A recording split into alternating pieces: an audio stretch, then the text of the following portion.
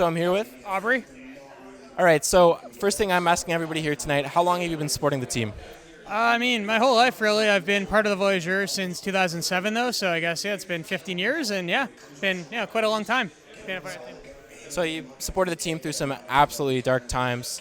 I want to ask, did you ever think you'd see the team qualify for the World Cup at those moments? Yeah, I did. I knew that, we always had the talent in this country. We have guys who can play. I think a lot of it was about just improving the infrastructure, whether it was MLS, Canadian Premier League, stuff like that, and we're starting to see the effects of that now, but I've always been confident that, yes, we would eventually get to this point.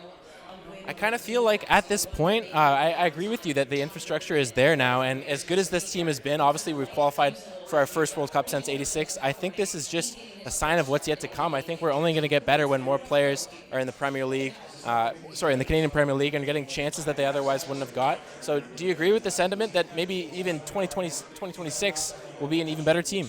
I think 100%. I think you look at, 20 years ago, I think a lot of kids who grew up, and even like in my age, you had no one to aspire to be. There was no one who was playing at the Champions League level, no one who was, you didn't think there was a chance to go to the World Cup. But now you have kids who can grow up thinking about being the next Alphonso Davies, being the next Jonathan David.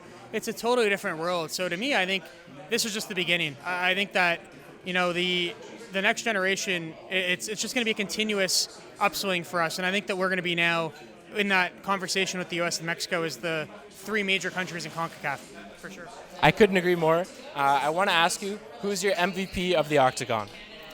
I'll go a bit off the board. I think Sam Adekubi has been one of the best players. I think, to be a left back, especially, in Alphonso Davies' shadow a little bit to say, he's been one of the best players on the pitch every single match he's played. And he's, to me, one of the first names on the team sheet in Qatar as well. Like, he's just been so good, so consistent the entire cycle. He can attack, he can defend. I think, maybe he's not like the biggest name on the team, but he's been just incredibly good for me through this cycle. All right, thank you so much for your time. Thanks a lot.